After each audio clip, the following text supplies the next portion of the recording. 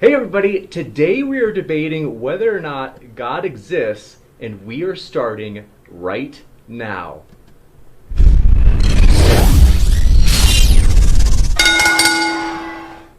Ladies and gentlemen, thrilled to have you here as we have Jonathan McLatchie and TJump ready to square off in today's SummerSlam debate on God's existence. So this is going to be a lot of fun. We've got a good mix of statements as well as dialogue, namely cross-examination, my favorite part, and then just want to mention a couple of things up front. So quick, I have to explain it. Really sorry. We were supposed to have, just earlier today, a couple hours ago, we were supposed to have the Kent Hovind debate with Mr. Archaeopteryx, in which Kent Hovind was basically going to debate whether or not evolution is a dangerous theory.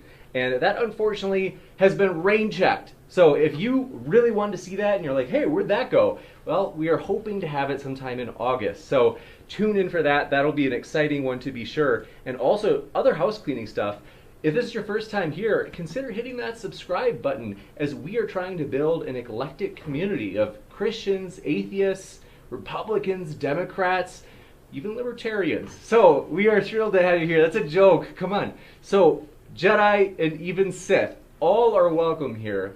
And with that, I want to also mention we're very excited. RN Raw and Dr. Cy Gart will be debating God and biology next Sunday. So that's 1 week from today. You'll want to check that out as well. Whew. Our speakers both have their links in the description. So if you enjoy what you hear today, I highly encourage you check out their links below, because they are both very active in putting out content regularly. These guys are two of the harder working guys in terms of putting out content in the apologetics, atheism, philosophy of religion world, and I am sure you will not be disappointed with their content. So with that, I want to just give you a brief synopsis of today's format, and then we will jump right into it. So first, 10-minute opening statements from each speaker, followed by... I thought it was 20. Oh, that's right. Forgive me about that. 20, you're right, thanks. It was 10-minute first rebuttals. So 20-minute opening statements, 10-minute first rebuttals. Then the second rebuttal will be 5 minutes. Then 10 minutes each for cross-examination, and 5-minute closing statements, followed by Q&A. So I am going to make extra quick little house cleaning announcements between our statements, just so we don't have too much up front. And I'm going to set the timer. We usually have the affirmative go first, but I will defer to the debaters. And so debaters, if you guys want to do it differently, where the negation, the negative goes first, that's okay with me. Otherwise, I assume it will be Jonathan, and I will set the timer for 20 minutes. So usually I suggest that the affirmative of the proposition goes first, because it's their burden of proof, and then the other side has to say why they disagree with their case. I like your thinking, Jonathan. We're on the same page. And last but not least, is everybody's audio okay? I just want to ask if in the live chat if you can give us any feedback. Just doing a quick audio test, because I feel like it might be my headphones. Maybe I should. They've been through the ringer. Maybe I should say something then, so people can make sure my audio is working. I'll say stuff. There you go. Testing, testing, testing. And then Jonathan, can you guys hear me? 1, 2, 3. 1, 2, 3. Everybody good? I'm watching the live chat. By the way, if you do not follow Tom on Twitter, he is at @not_TJump. That is his account, and you will be very pleased. Just kidding, that's a parody account. I love parody accounts, by the way. I honestly think they're funny. I haven't made any. Please don't make any of me, but I do love watching them. So audio sounds good. Thanks, J.A. Green. Appreciate the feedback. Thanks so much, Hi Harry, as well. And everybody else. You guys are awesome. I appreciate your guys' interaction. So with that, I will start the timer on your first word for your introduction. And thanks for being here, both of you.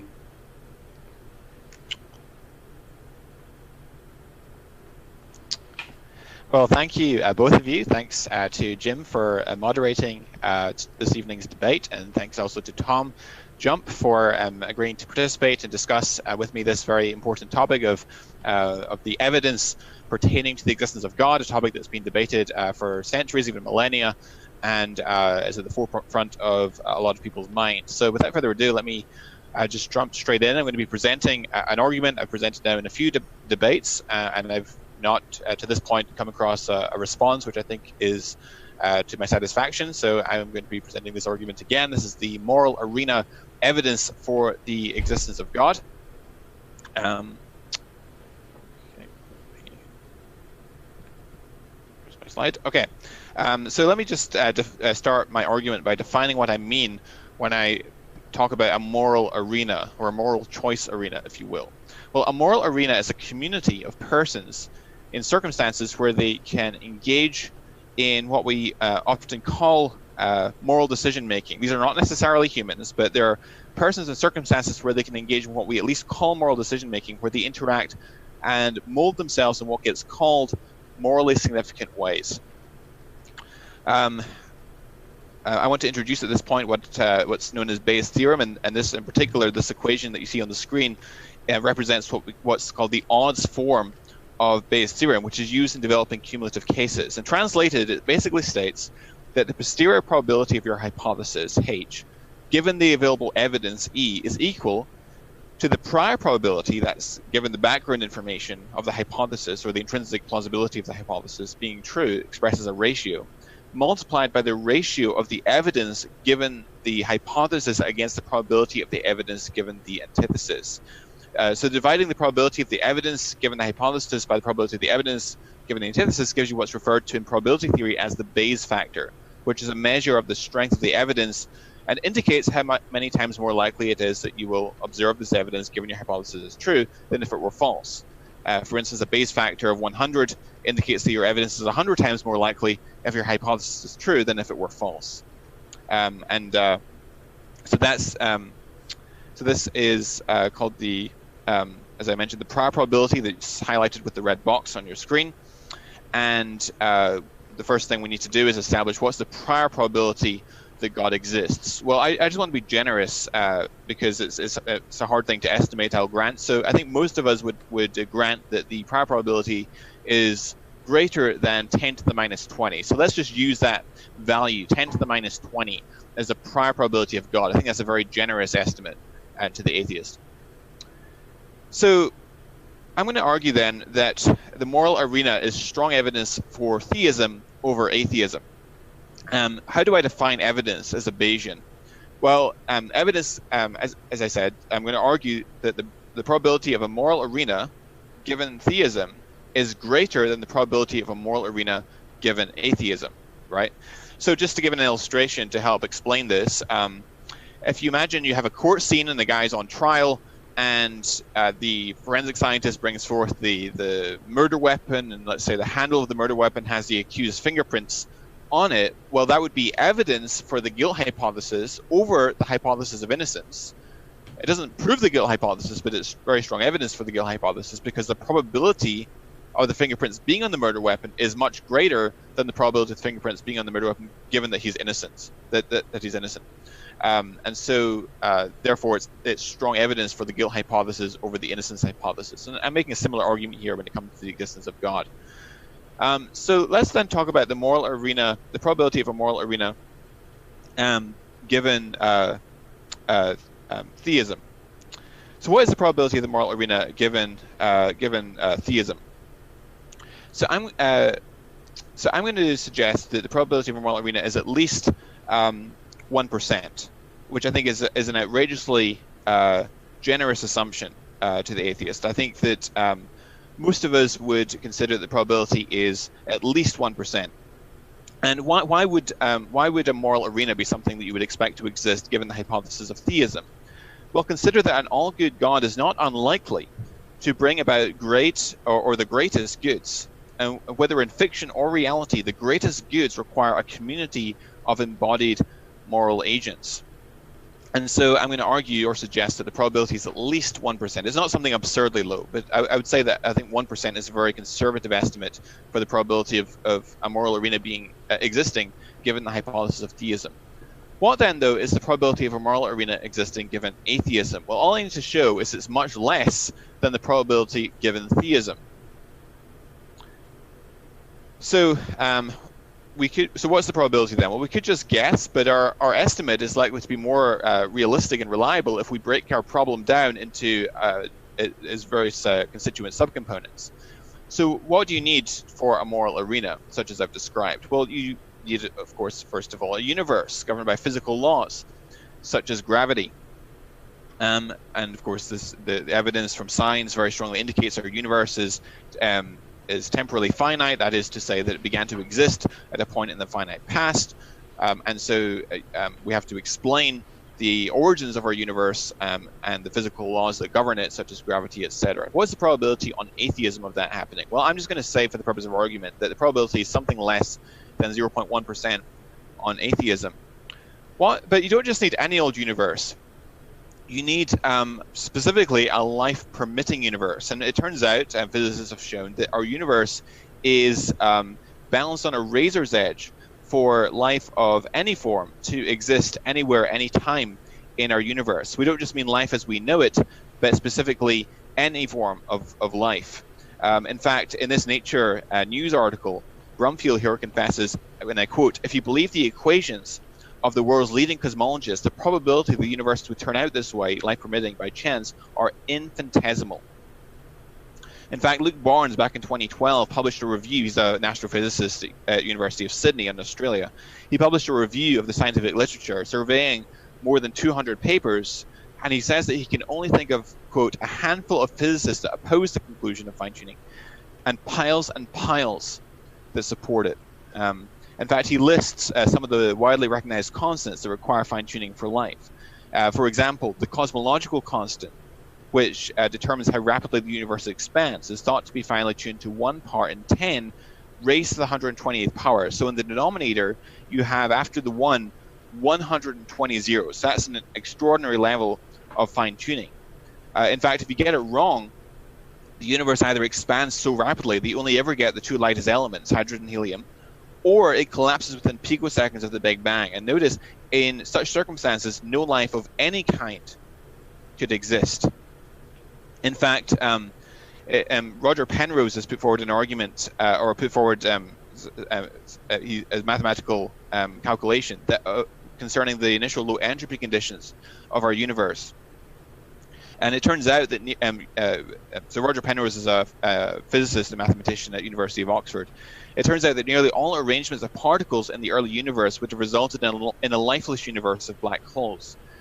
Tiny inconsistencies in the particle arrangements would be acted on by gravity to grow in size, a positive feedback result since the clumps of particles have an even greater gravitational force on nearby particles. Penrose's analysis shows that in the incredibly dense early universe, most arrangements of particles would have resulted basically in nothing but black holes. And life, of course, certainly can't exist in such a universe. In fact, Penrose calculates that the probability of attaining the initial low entropy conditions of our universe is finely tuned to 1 part in 10 raised to the 10 raised to the 123rd power. So in the denominator, there's more zeros after the 1 than subatomic particles in the known universe. That's how fine-tuned our universe is. Let's look at a few other constants that require fine-tuning. There's the cosmological constant I mentioned already, the expansion rate of the universe, the ratio of electrons to protons at 1 part in 10 to the 37th power. If it's larger or smaller, chemical bonding would be insufficient for life chemistry.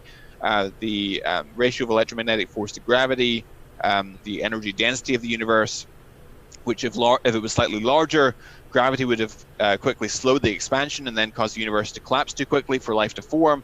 Or if it was smaller, the universe would have expanded too quickly for the formation of galaxies, stars, and planets, etc.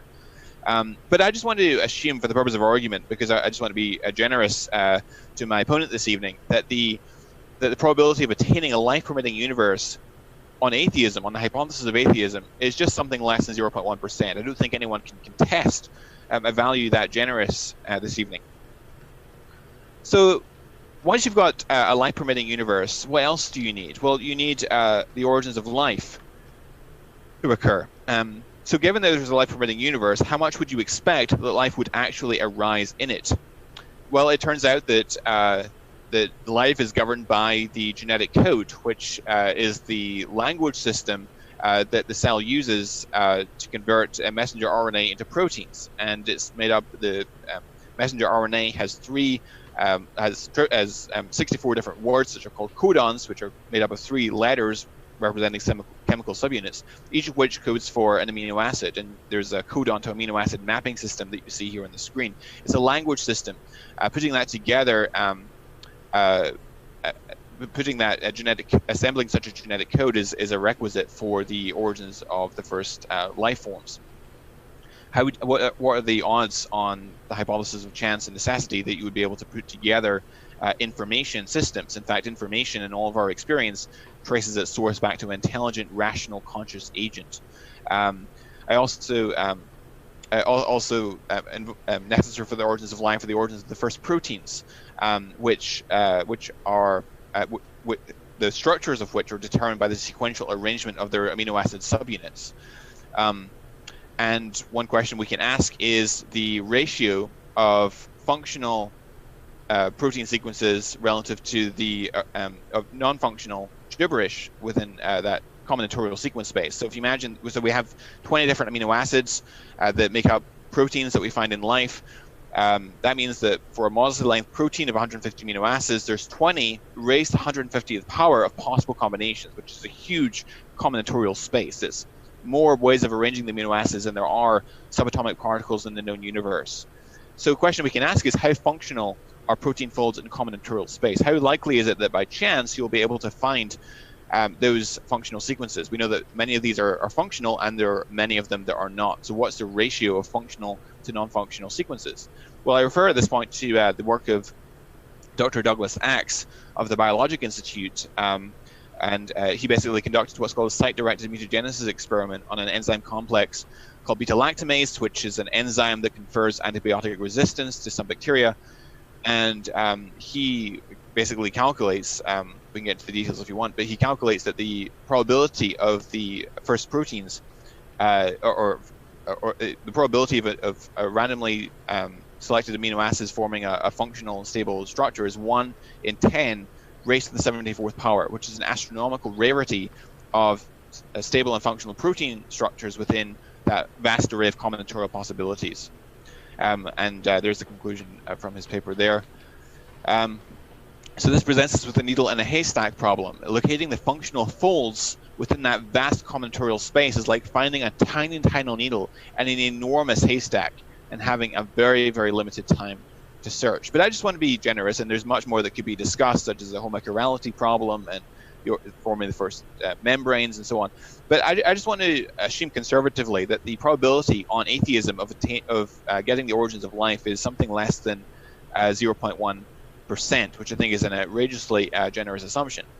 What though about the origins of molecular machines that we find in the cell? The cell is governed by little nano machines which form many of the basic jobs. These are themselves formed of proteins which are crafted specifically in various ways to work together, to interact together, to produce machine functions. Charles Darwin, of course, in The Origins of Species, published in 1859, put forward a prediction by which we could test the validity of his theory, namely that if it could be demonstrated that any complex organ existed which could not be possibly have been formed by numerous successive slight modifications, my theory would absolutely break down. And in 1996, Michael Behe of Lehigh University, who's a biochemist, sought to take up Darwin's challenge, and he defines irreducible complexity as follows. He says, by irreducible complex structures in the cell, I mean a single system composed of several well-matched interacting parts that contribute to the basic function, wherein the removal of any one of the parts causes a system to effectively cease functioning. Here we see just an array of some of the machines that we find in the cell, famously the bacterial flagellum on the top left, which is a rotary motor that propels various bacteria through medium. We see the methodic spindle apparatus, which is my own area of expertise. We see the DNA replication machinery, the replosome on the top right there. And then at the bottom right, we see the cell division machinery in bacteria, which is also extraordinarily complex. Happy to talk about any of these if we want to dive into that. But all of these systems require multiple interacting proteins in order to perform their jobs, and I would argue that all of these qualify under the definition of irreducible complexity and thus pose a challenge to the neo-Darwinian evolutionary mechanisms. So what's the probability then on atheism, granting all these other things, of molecular machines arising? I'm just going to say for the purpose of argument that it's something less than 0.1%. That's all I need for this argument. What then, though, about multicellularity in the cell? Because we as embodied agents, embodied moral agents, aren't composed of just one cell type, but hundreds, even thousands of cell types. I'm just going to I'm not going to get into the details of this. We can get to the science if we want to later, but for the purpose of time, I'm just going to say that the probability on atheism, on the hypothesis of atheism, is just something less than 0.1%. That's all I need for this argument. The origins of animal body plans, and the origins of the developmental pathways that lead to their construction, also I think is probabilistically prohibitive on the Darwinian scenario. If you imagine here we have the zygote, or the fertilized egg,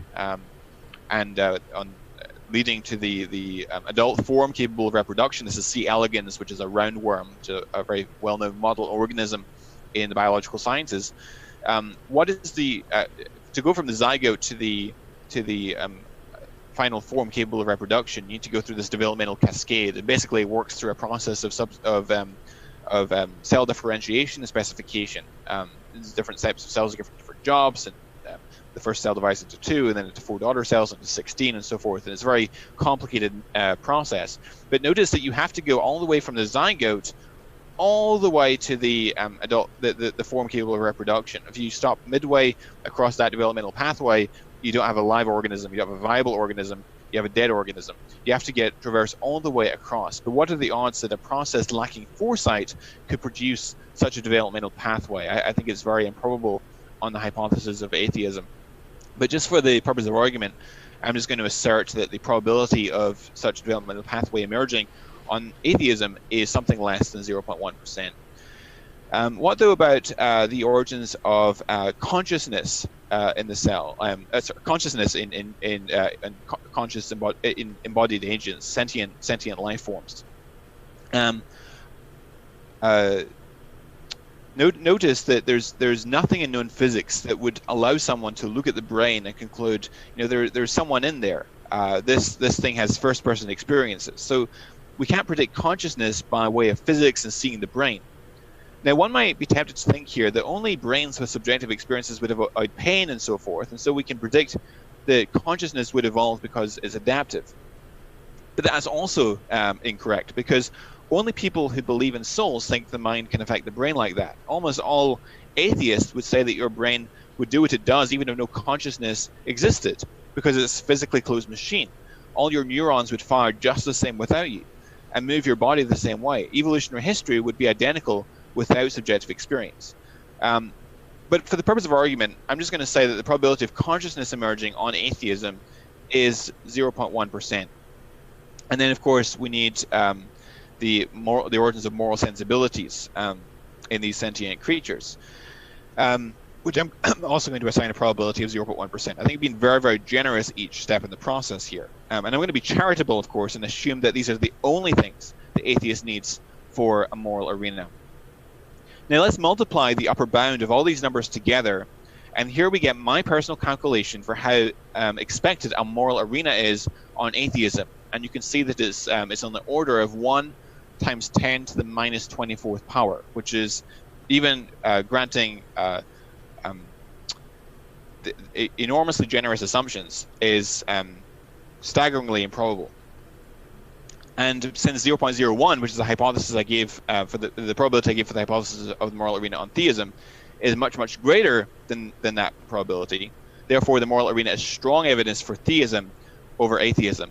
But you might remember the prior probability I assigned of 10 to the minus 20, which I think is also an absurdly, outrageously generous assumption, the prior probability of theism.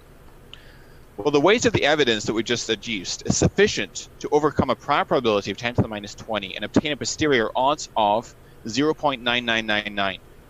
And so with that, I conclude and argue that even though I've been outrageously generous at each step in this calculation, the evidence strongly favors theism over atheism, even given a very, very low prior probability of theism, and thus we should affirm the proposition that indeed God exists. Thanks for your attention. Thank you very much, Jonathan McLatchie. We will now move into the opening statement from TJump. So, with that, Tom, I am going to set the clock for 20 minutes. You don't have to use all of it, but if you want to, you are more than welcome to, as you have an enchanting voice. So, the floor is yours. All right, so the question today is, does God exist? And, well, I can say not the Christian God. It's possible that there is a deistic kind of a God, but the Christian Abrahamic God of the Bible definitely does not exist. We can know this for two reasons. Firstly, there is no reason to believe in the existence of such a God. There is no evidence or argument that indicates a God any more than any of the non-God alternatives. Second, there are many good reasons to believe the Christian God does not exist, such as the contradictory nature of its properties. So the most reasonable position is, no, God does not exist. The Christian God, like Zeus, fairies, and Helios, is just a made-up by human imagination to explain questions we simply do not have the answer to yet. Zeus was the explanation of lightning, fairies were the explanation of fairy circles, Helios was the explanation of the motion of the sun in the sky. Likewise, the Christian God is just an explanation of how the universe started, the fine-tuning, morality, purpose, meaning. Just as lightning and the motion of the planets were not explained 2,000 years ago, these things have not been fully explained today, so a God is invoked to explain them. We can demonstrate these our examples are the same, because if someone says lightning was created by Zeus, to counter this, all you need to do is say, no, lightning was created by an unknown natural cause. Now we have two unsupported assertions to explain the unknown thing, so how do we tell which one is correct? There needs to be some kind of evidence to indicate one over the other. Imagine you have a box. If you said there was a rabbit in the box, and the reason we can know there is a rabbit in the box is because the box weighs 2 pounds. The fact the box weighs 2 pounds is not evidence of a rabbit, because the 2 pounds could be explained by a coffee mug, or a lizard, or a 2-pound weight, or Legos, or infinitely many other equally likely alternatives. The same thing applies to the origin of the universe, the fine-tuning, the morality. All of these could be explained by a God, but they could also be explained by the flying spaghetti monster or an unknown natural cause. Now we have 2 or 3 unsupported explanations, including to explain the unknown thing. So how do we tell which is correct? There needs to be some kind of evidence to indicate one over the alternatives. If any evidence you present can be equally explained by the non-God, then it is not actually evidence of a God. If all evidence and argument presented can be equally explained cumulatively by a non-God, then there is no evidence of a God. And all the examples apologists use, like the origin of the universe, the fine-tuning, morality, etc., are all just simply things we don't know the answer to which God has been slapped on as a made-on explanation, just like Zeus was to explain lightning, and fairies were to explain fairy circles, and Helios was to explain the motion of the sun, arguments from ignorance. For example, the origin of the universe can be explained by an all-powerful eternal thing, such as naturalistic pantheism. The fine-tuning can be explained by the boundary conditions being intertwined by an undiscovered unifying force or law of nature, grounded in naturalistic pantheism. Objective morality can be explained by undiscovered laws of nature like gravity, which permeates the universe, grounded in naturalistic pantheism. All of these together can be explained by non-God alternatives better or equally to a God. Therefore, none of these examples are actually evidence of a God. They're just arguments from ignorance. Most theist arguments are of the form, the natural can't explain, therefore the supernatural. There could absolutely be a supernatural out there. I can't say there isn't. And I can't say what its limitations are. I can't say the supernatural can or can't do this or that because it hasn't been discovered yet. So how could I possibly know what it can or cannot do? It would be a contradiction for me to say the supernatural hasn't been discovered, yet it can't do X, Y, and Z. That's like saying, oh, look, an unidentified flying object, it must be aliens. If it's unidentified, you can't identify it as aliens. That's a contradiction. But just like this applies to the supernatural, it also applies to the unknown natural. Just like it is a contradiction for me to say the supernatural can't do X, Y, and Z, it's a contradiction for the theist to say the unknown natural can't do X, Y, and Z, because both the supernatural and the unknown natural are undiscovered. So for both, we can't say what it can or can't do. Therefore, anything the supernatural can explain, the unknown natural can explain. In other words, anything a God can explain can be explained by unknown natural forces. The reason science doesn't have answers for these questions, like the origin of everything, objective morality, is because science is limited to verifiable things, combinations of principles, particles, and laws in physics. There is no combination of these things that gets us any omni-property like all-powerful or all-knowing or all-loving. These are not combinations of verifiable properties. They're just made up. And in science, we're not allowed to use made-up properties because it's not a combination of verifiable things. Scientists could, however, at any time just add these omni-properties to a theory, like say general relativity. Let's just say general relativity is all powerful and explains the origin of everything. We don't need a God anymore, problem solved. We have an equally good explanation of a God to the origin of everything by just adding this omni property to any scientific theory. Anyone can add unsupported properties to an explanation to make it explain the unknown. If what theologians are doing by adding these omni properties to their explanation actually counted as evidence, then scientists would do it. But scientists don't do it because they can't. The properties can be attributed to any natural thing, and so it's not a form of evidence. It's like, why don't we just use a magic 8 ball and just shake it the same reason. It's just made up. As a final note, we have good reason to believe the Christian God does not exist, because if an all-good, all-powerful God existed, then it would have created a world without involuntary suffering. It is immoral to force people to live in a world without their consent. We did not give consent to live in this world, and therefore, if a God created us and placed us in this world, it would necessarily be immoral. So there cannot be a morally good God that created us. The legal definition of slavery is a person owned by someone else, under the control of someone else, or forced to work for another's purpose without consent. A slave is considered as a property of another, as the one controlling them purchases them or owns them from their birth or creation in this case. If God creates being and forces us to live in this world with involuntary suffering, without our consent, to fulfill his purposes, whatever they may be, that is by definition slavery and by definition immoral. Also, if we were forced to choose between heaven and hell, and we don't have the option to go to a universe of our own preferred design, that means I am being forced to live for God's purposes without my consent, which is by definition slavery, by definition immoral. An all-good, all-powerful God could never do this. So the Christian God is impossibility and definitely does not exist by its own definition and what it says that God has done in the Bible. If an all-good, all-powerful God existed, it would have given each and every being individually the option to live in a world of their own preferred design, or the design of the God if they so choose. But it would never force people to live in a world without their consent. In conclusion, there is no reason to believe in a God, just like there is no reason to believe in Zeus or the fairies or Helios, because anything that supernatural can explain, the unknown natural can explain. If adding omni properties worked as actual explanation, then scientists would do it. They don't, because it's not. And if there was an all-good, all-powerful God, it would have given each person the option to go to a universe of their preferred design, because forcing us to live in a world without consent is by definition slavery and by definition immoral. So there cannot be an all-good God. Gotcha. Thank you so much for your opening statement as well. And we will now move into first rebuttals. So these are 10 minutes. And Jonathan, I am setting the clock, and we'll start it on your first bird. Oh, I think you might be on mute on Zoom. Sorry. That's all right. Well, thank you, Tom, for that engaging presentation. You started off by saying that that there might be a God, but definitely the Christian God does not exist. Okay, but we're not debating whether the Christian God exists this evening. I mean, that's a topic in its own right. I'd be happy to do that on a future occasion. I have done it with other opponents, but this evening we're debating specifically, does God exist, which is a much more minimal claim. And so I'd like to actually stick with the topic rather than adding auxiliary hypotheses, which are interesting to discuss, and I have discussed them in the past, but that's not the topic of the debate this evening.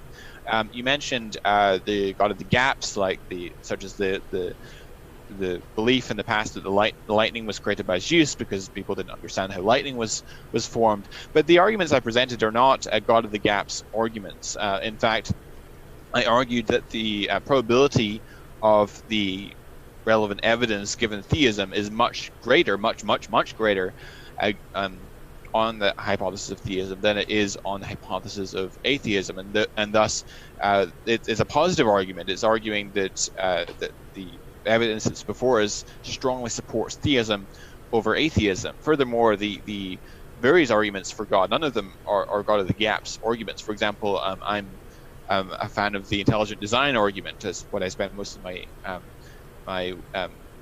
time working on when it comes to natural theology and science. And the intelligent design argument is an argument based not on a God of the gaps premise, but is actually an argument based rather than on ignorance on what we do know about the cause and effect structure of the world, namely that we know that certain types of effects are the results of certain types of causes, and it's based on the standard principles of scientific reasoning with respect to the past. The uniformitarian principle of the present being the key to the past that was pioneered by the 19th century geologist Charles Lyell in his book Principles of Geology, where he argued that if we want to explain effects in the remote past, we should let our present experience of cause and effect guide our search for the best explanation. And so when it comes to for example, if you're on an uncharted island and you discover white powdery stuff, will you favor the volcanic eruption hypothesis over the flood or earthquake hypothesis, simply because in every realm of experience, that white powdery stuff, which is volcanic ash, comes from volcanic eruptions, not from floods or earthquakes. And so it's an inference to the best explanation rather than something we don't know. I've never seen anyone put forward an argument for Zeus being the best explanation of lightning. Although if you've got a source for that, I would like to see it. He mentioned the rabbit in the box. That he says if he hypothesizes or tells me there's a rabbit in the box and hands me the box and the box weighs 2 pounds, well, that could be explained by a rabbit being in the box, but it could also be explained by something else of equivalent weight being in the box, and that is true. But nonetheless, it would still be evidence for the hypothesis that there's a rabbit in the box. It might not be strong evidence, but it raises the probability of that hypothesis, and thus it is evidence of some form, even if it is weak evidence. And I'm afraid to say that I think my opponent has a mistaken view of what constitutes evidence. If you eliminate hypotheses, let's say we have 4 hypotheses that are contending for the best explanation of the evidence, and we can eliminate one of those hypotheses, then we have redistributed the probabilities. So you've then provided evidence that raises the probability of the remaining 3 hypotheses, unless you've provided evidence for these hypotheses. And so insofar as I can discredit naturalism, for example, which is the most consistent way, I would argue, of being an atheist, I have eliminated I've significantly raised the probability of theism being true, and thus I provided evidence for theism. Likewise, if we're looking at the fine-tuning of our universe and we have 3 contending hypotheses, namely the chance hypothesis, the physical necessity hypothesis, and the design hypothesis, if I eliminate either the necessity hypothesis or the chance hypothesis, even if I leave 2 contending hypotheses remaining, I've still provided evidence for the design thesis.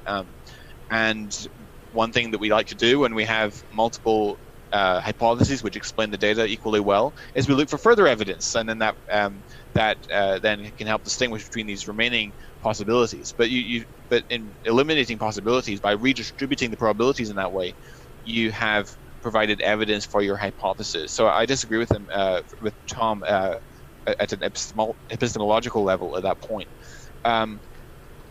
So he said that if evidence can be explained by non-God, then it's not evidence for God. Not necessarily. I mean, you can invoke an infinite number of ad hoc hypotheses, but that's why in Bayes' theorem we take into consideration the prior probability as well as the evidence. So the prior probability is expressed as a ratio, and it could be anywhere between 0 and 1. A prior probability of 1 is true definitionally, like 2 + 2 = 4. Of course, that cannot be true. There's no amount of evidence that could overturn that. And the concept of a married bachelor, on the other hand, has a prior probability of 0. No amount of evidence could warrant a belief that there exists a married bachelor, because it's self-contradictory. Most prior probabilities, of course, are within that range of 0 to 1. And so long as the prior probability is non-zero, in principle, you can confirm any proposition by means of evidence if you have enough evidence that is sufficient relative to the prior probability of the hypothesis being true, which relates to the intrinsic plausibility of the hypothesis. He mentioned naturalistic pantheism as a potential candidate for explaining the evidence which I explained by God. I would like, perhaps we can get to this in the cross-examination, or perhaps Tom could elaborate in his rebuttal what exactly he means by naturalistic pantheism. I have watched several of his past debates, and I know he's as a fan of championing this argument or this hypothesis, but I've never been quite clear exactly what he means by that. And it seems that the more detail that he gives to the hypothesis, the more far-fetched and the more implausible it appears to be. And insofar as it explains the data, the more that he modifies the hypothesis to explain the data, the more it seems like theism. And so I would like him to give me some more detail on what naturalistic pantheism actually is in his view, in his understanding. Furthermore, I would like to hear Tom Jump's view, because I understand that he's actually not a naturalistic pantheist, but he likes to use naturalistic pantheism as his typical response to theistic apologists. I would like to hear what Tom Jump's own personal perspective is, and how he explains the evidence, not how a naturalistic pantheist might explain the evidence. Furthermore, I would like to point out that the different hypotheses are adjudicated by virtue of various criteria. One is explanatory power of course, our ability to explain the evidences singularly, but we also have the explanatory scope. That is the ability to explain not just single pieces of evidence, but the scope or the range of evidences that exist. And I would argue that the evidence for theism is not just extensive, but it's also varied in kind. It explains not just one form of evidence, but multiple forms of evidence. We have why is there something rather than nothing? The cosmological argument, the universe began to exist, and God being the best explanation of that. We have the fine-tuning of the laws and constants of physics. We have the origins of life and the information content in the cell. We have the molecular machines and the processes requiring foresight, such as metamorphosis and developmental biology and so forth. We have the ethical norms and duties in the world, etc. And all of these cumulatively point to theism. And so alternative explanations to explain the data alternatively, you have to invoke multiple independent hypotheses to explain all of these phenomena, whereas theism explains all the data by invoking only a single hypothesis, and thus it has greater explanatory scope. Also, another criterion of a good hypothesis is plausibility, and that relates, of course, to its intrinsic or prior probability. And I would argue that his hypothesis of naturalistic pantheism is implausible. Not to mention, of course, that the evidence that our universe is temporally finite argues against naturalistic pantheism, I would argue, because the universe began to exist, and so it doesn't exist out of self-necessity, out of the necessity of its own nature, but is in fact contingent. And contingency, I think, is a problem for a pantheistic hypothesis. He mentioned involuntary suffering as well. I've only got 30 seconds. Maybe we can get into that later, but I'll just conclude by saying that I think that Tom has, I think, a flawed epistemology. He doesn't understand what evidence is and how we evaluate competing claims and how we evaluate claims based on the criteria of explanatory power, explanatory scope, and plausibility. And so hopefully we can discuss this in more depth during the cross-examination. But thanks for your attention. Thank you very much, Jonathan. From there, we will go into the 10-minute opening, or I should say 10-minute first rebuttal from TJump. And Tom, I have got the clock set for you. 1 second, I want to mention, anybody has questions, feel free to put @ModernDayDebate in the live chat and then ask your question for whoever you want to ask. Putting @ModernDayDebate just helps me see it a little bit better as I pull those questions out and put them in a list for the Q&A at the end. So Tom, thanks so much. The floor is yours. All right, I'd like to start by saying, yes, every version of the intelligent design argument is an argument from ignorance. Every single one of them, all of them, no matter what. They're essentially just saying, here's something we can't explain with natural causes. We're going to make an argument from analogy to intelligent design, therefore intelligent design. Argument from ignorance straight off the bat, no matter what. In every case, from every field, and every level of academic, it's all an argument from ignorance. No, Jonathan got it wrong. My argument is that naturalistic pantheism is the one and only criteria I'm using to explain all of the data. Every one of the arguments can be explained by naturalistic pantheism, just like they can be theism, so it has equal explanatory scope and equal explanatory power in every respect, including the prior probabilities can be equal in everything, or better in everything. So he was incorrect when he was characterizing naturalistic pantheism that way. Naturalistic pantheism is just an eternal, all-powerful nature. So God's properties are eternal, all-powerful, all-knowing, conscious, personal, and all good. So if we just take naturalistic pantheism as just two of those 6, 7 properties, and so if naturalistic pantheism is untenable or unplausible, then God is by definition necessarily more untenable or unplausible because it's only using properties of a God. And by eternal, that could mean outside of space or time or whatever variation of eternal you want to put in there. So again, everything that you put in for the probabilities of Jonathan's argument can be, I can just, let's say, grant all of that.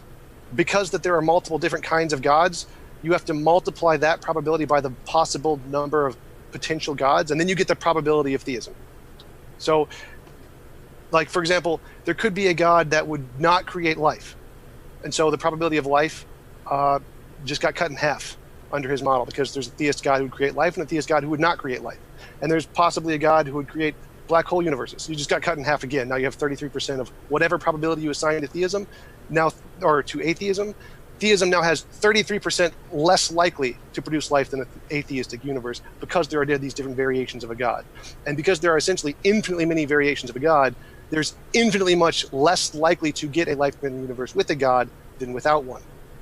So I can essentially just grant Jonathan's argument, and it works to disprove his position that life is more likely under theism than under atheism. All he's done is make up a theistic God and say, well, if there's something that's going to design life, well, then life is more likely to occur.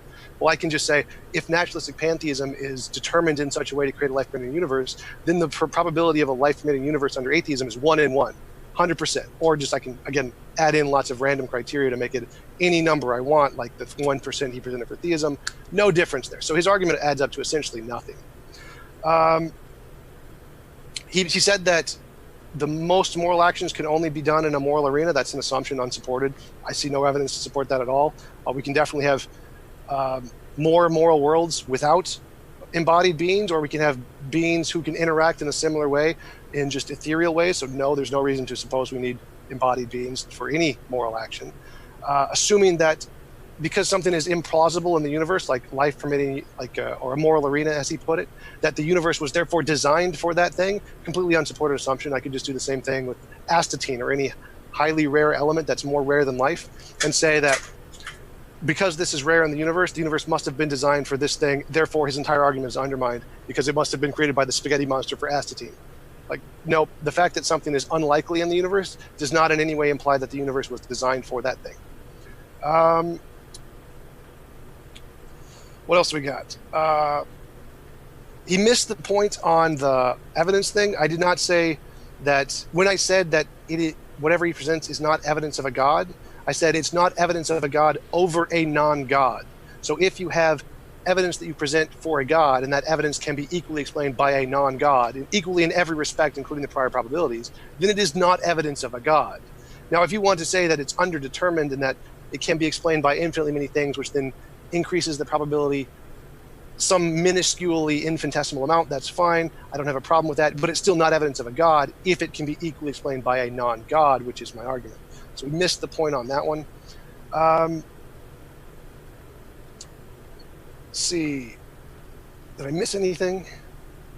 Oh, no form of information is contingent on intelligent agents. All of the definitions of information, from Shannon complexity to Kolmogorov complexity to physics information in how physics defines it, in biological information, none of those have anything to do with an agent. No academic definition of intelligence has anything to do with an intelligent agent. It all has to do with information being a natural property of matter. So I don't know where he's getting that from. It's not an academically supported position. The Bayesian epistemology has a number of problems, such as the problem of the priors. Essentially, priors are made up. If you don't have an empirical basis for priors, they're made up. You can make them up. You can change them to do whatever you want, which is why Richard Carrier uses Bayesian epistemology to show Jesus never existed, and Richard Swinburne uses Bayesian epistemology to show that Jesus likely rose from the dead. Bayesian epistemology only applies in cases where we have an empirical basis. If we don't, it's junk. It's just made up.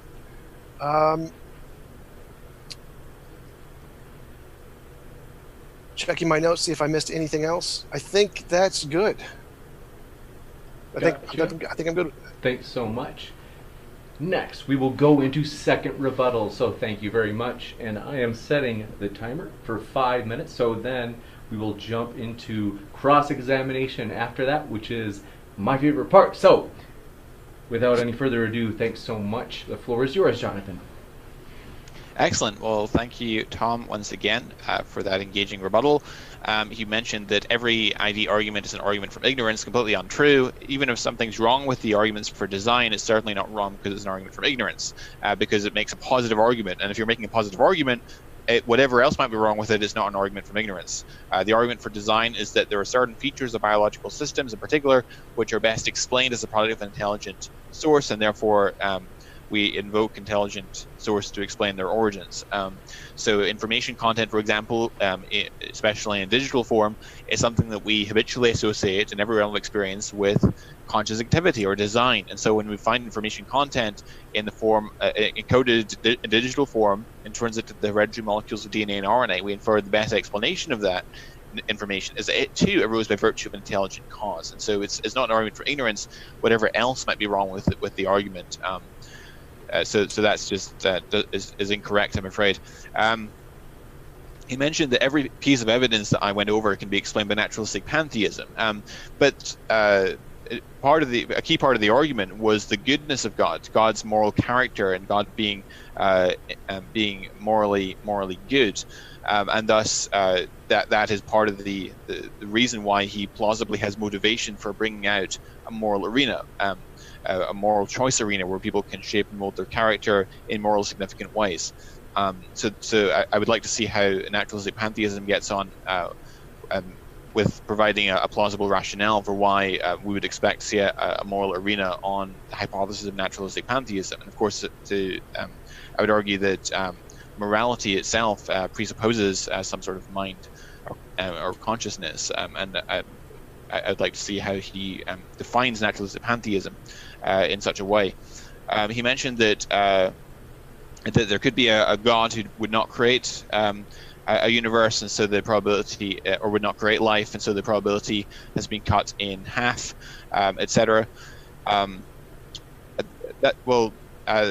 That could be true. I argued that, in fact, in my argument I granted that the probability of a moral arena existing on theism was low. I even said that for being conservative, I'll make it 1%. Probability on theism. I could even go further and make it 0.0001%, and I would still have a very powerful argument for theism based on the what I presented in my opening statement. So I don't buy that objection. He said, "Why do we need embodied beings? Why couldn't we have spiritual beings or something participating in a moral arena, or ethereal beings?" Well, let me just go over this part of the argument again. So on the hypothesis of theism, a moral choice arena is something that God could be plausibly expected to bring about. Why? Because intrinsic to God's very character is the quality of moral goodness, and because of this, it's not unlikely for an omnipotent and omnibenevolent entity to bring about the greatest goods. Now, since the greatest goods require a community of embodied moral agents in a moral choice arena, this is something that it might be plausibly expected for God to bring about. And of course, Tom brings up this objection that, well, why would God be expected to choose to bring about embodied agents? Well, it's being embodied specifically that amplifies our ability as agents to affect the world and each other. A world of physical pushes and pulls greatly increases the number of opportunities for free agents to morally flourish, mold their character, and cooperate with one another. And remember, my argument doesn't rest upon the probability of a moral arena existing given the hypothesis of theism being high. In fact, my argument assumed the probability is low, even as low as 1% probability. So that's all I need for this argument. He said, because something is unlikely in the universe doesn't mean the universe was designed for that. I completely agree with that, but I don't know anyone that argues that. As I said, we have two probabilities we're considering: the probability of the moral arena on theism and the probability of the evidence on atheism. Even framing arguments around specified complexity, which is a concept developed by William Dembski, which says that we infer design in the universe when a phenomenon meets two criteria, namely complexity and specification. And probability is only one of the criteria. We've also got specification, which is conformity to an independently given pattern. Let's see, he said there's no academic definition of information that has anything to do with intelligence. I'd beg to differ with him on this, but since I'm virtually out of time, we'll have to wait till the cross-examination to discuss this. Thank you. Gotcha. Thanks so much, Jonathan. And now we will go to the second rebuttal from TJump. So, Tom, I have got the clock set, and I will start on your first word. All right, so any argument from ignorance can be rephrased as a positive argument. So all of the arguments from design are arguments from ignorance veiled as a positive argument, where you just say, here's something we can't explain. Oh, but we can explain it. And we're just gonna brush over that part where we can't explain it and just say we can explain it as X. And that's more like, it's still an argument from ignorance. Jonathan said that the reason God would create a universe like this one is because of it's part of his nature. Oh, well, that's fantastic. I can just say naturalistic pantheism can create a universe like this one because it's a part of its nature. Poof, now we have equal probabilities there. Jonathan misunderstood the argument I was making when I said that there could be a God that would create a different kind of a universe. If there are multiple kinds of gods that could create different kinds of a universe, you have to take whatever probability you have for atheism without a God, and you have to multiply that by the probability of the gods, which means no matter what, if there's more than one possible God, you get a lower number, necessarily. So, for example, if you have the probability of a life-permitting universe under theism being 0.00001, you have to multiply that by the number of gods, because there couldn't be a god that could create any of those possible universes and more. So any multiple types of God necessarily is a defeater of his argument completely and entirely. The probability of a life-permitting universe under theism, whatever number you apply, is going to be less than the probability of atheism. Because all atheism is doing is saying, we don't know what caused the universe. Theism is just making up an explanation of this caused the universe. Atheists can do the same thing. We can just say, pantheism caused the universe. And now we can match your probabilities, whatever they are, 100%. So, and anything that can be done as embodied agents can be done without being embodied. You don't need to be embodied. It's just an assumption that non-embodied things can't have certain kinds of interactions, which is, again, an argument from ignorance. We don't know what non-embodied agents can or can't do. We only know what embodied agents can do. So assuming you can't have these kinds of things without being embodied is, again, just an argument from ignorance. So that is not a valid argument at all. It's just an assumption. I think that covers it for my rebuttal. Gotcha. Thanks so much. And we will now go into the cross-examination. So I'm setting the timer for 10 minutes, and we will first have Jonathan McLatchie interrogating TJump. So, got the timer set, and the floor is yours, Jonathan. Oh, we still on mute. Sorry. All right. Tom, thanks for your rebuttal. There's so much to discuss. Let's start with, you said that an argument from ignorance can be articulated as a positive argument. They're referring to intelligent design arguments for design. And I would argue, of course, design arguments are in turn evidence for theism because they raise the probability of theism being true and thus constitute evidence for theism if we can detect design in nature.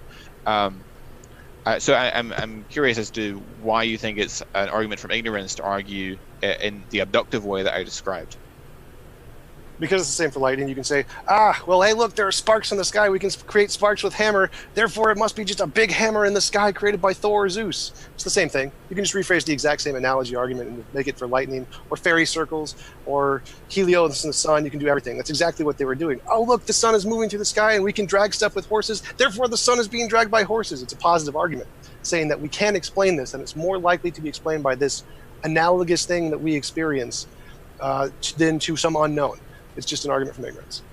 But in every realm of experience, when we find specified complex and specified information content, especially when it's encoded in digital form, it routinely finds its source with an intelligent agent. So is it not rational then? Can I interrupt you there? There is no such thing. There's no such thing as specified complexity. It's a made-up property. It doesn't exist in biology. It doesn't exist in physics. It's a made-up property. When we find in science and physics and biology, it's just a property of nature. It doesn't exist as a mind at all. So I'm not sure what you're saying just doesn't cohere with anything in the scientific literature that I'm aware of.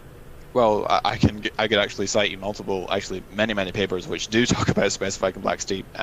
But I can too, because Stephen Myers and the guys who invaded it is just pseudoscience. I mean, when I look at the actual academic consensus on this, it's not accepted as something. I would encourage you or the listeners or viewers to go to evoinfo.org, which is the lab of the Evolutionary Informatics Lab, the website of the Evolutionary Informatics Lab, which is Bob Marks and Bill Dembski's material on specified complexity, Winston Ewart and others, which is a really great resource. Is also academic. I mean, the design inference was academically peer-reviewed, which is William Dembski's monograph where he discusses the concept of specified complexity.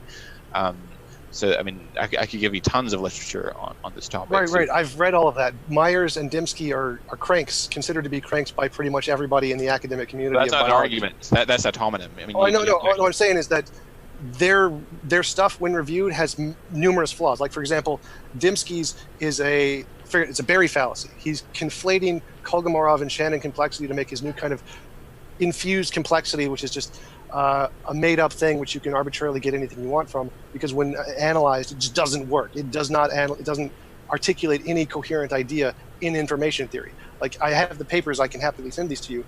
Dembski and Myers' work has been completely refuted, which is why they're considered to be cranks in the field of biology.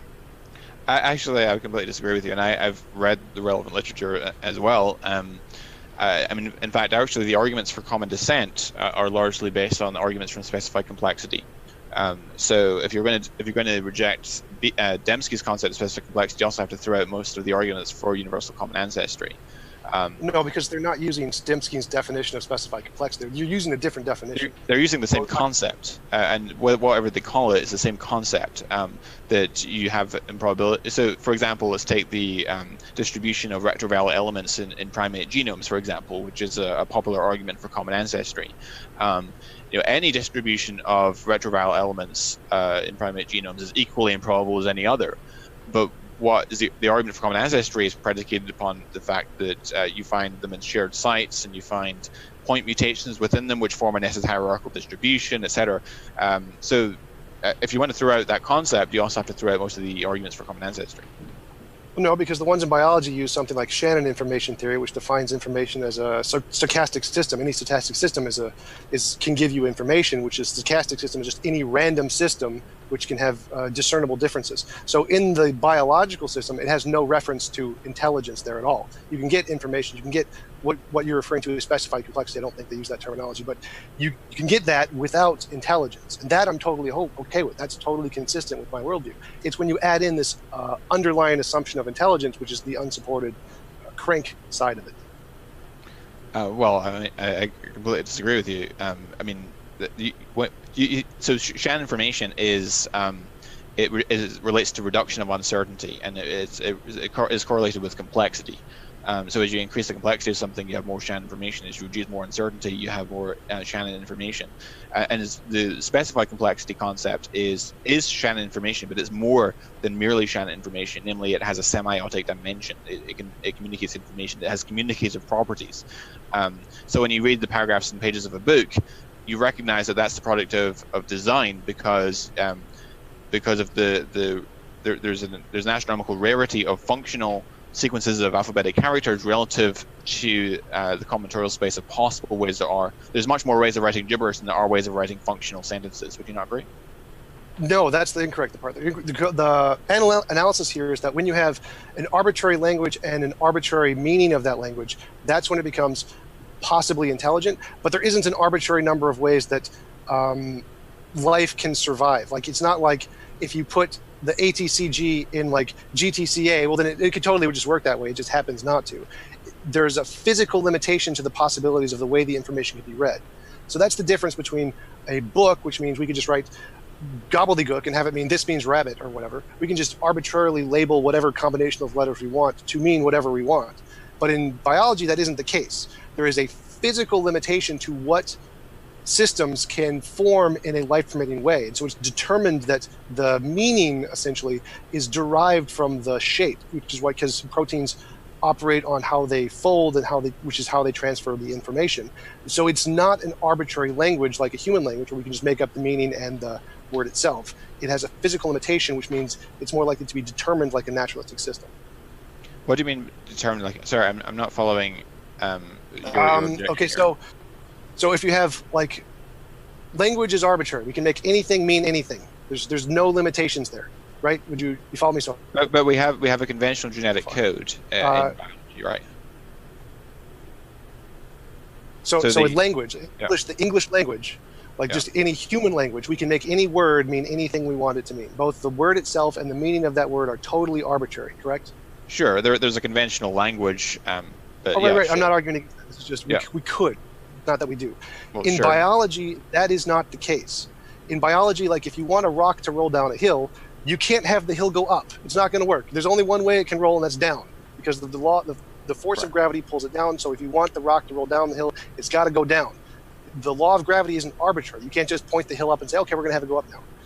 So in biology, the same thing applies. If you want the biological systems to survive, if you want to convey the information, you can't just point it in any direction you want. You can't make the folds in any direction you want and just say, okay, we're going to have this work.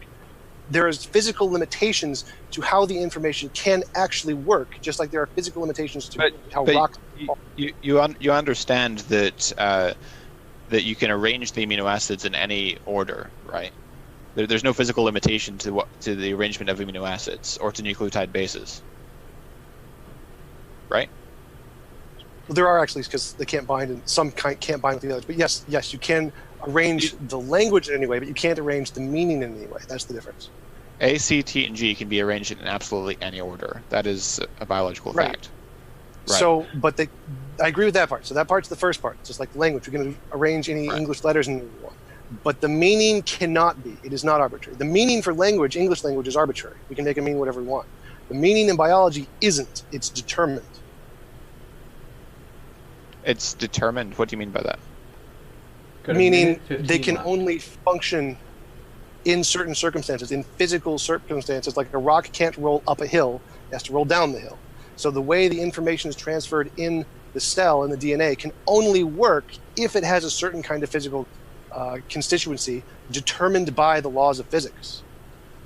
Well, sure, but I'm still not quite sure exactly what your objection is. So protein structures have to be crafted in specific ways to perform a job in the cell, and sometimes the protein structures have to be crafted in mutually cooperative ways so they can work together to perform a complex job, or form part of a biosynthetic pathway, or form a part of a molecular machine in the cell, or something like that. You have a target within that vast combinatorial space. You have to find that target by a chance mechanism so as to be acted on by natural selection. Would you disagree with what I'm saying? Yes, I agree.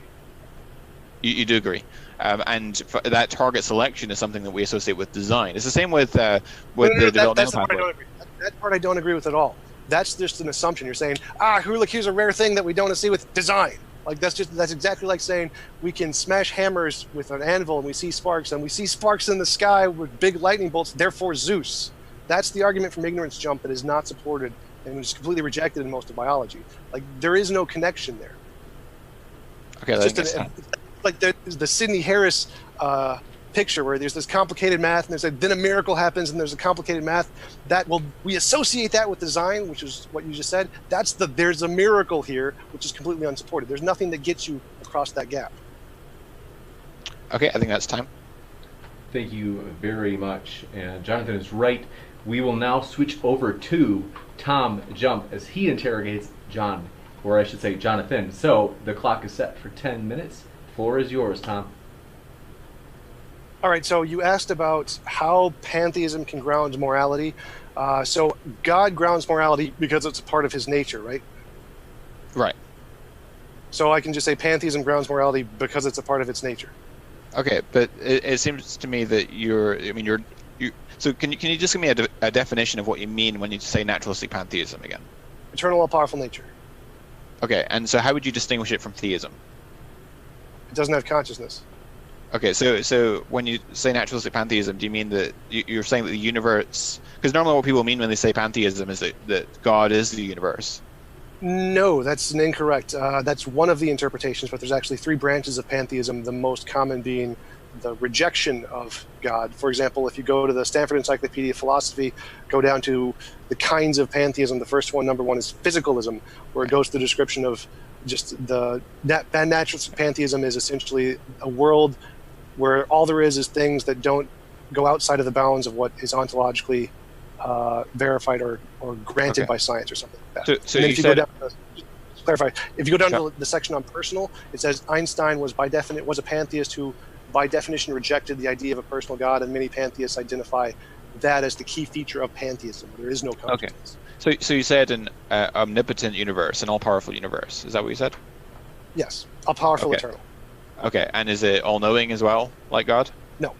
Okay. It's just all-powerful. Doesn't have a brain. Okay. And so how would this all-powerful... I mean, is each all-powerful universe necessary, or is it contingent? Necessary. It's necessary. So just to make a distinction, the universe itself, like our universe, is not necessary. Our universe is a contingent thing created by the necessary pantheism. So it's kind of like the multiverse, where you have one small universe and then the bigger necessary thing behind it. Okay. So it's another universe beyond our own, which is necessary. Is that what you're saying? Sort of. It's the word universe has multiple meanings in different fields. In philosophy, it means all things. In physics, it means just the observable universe.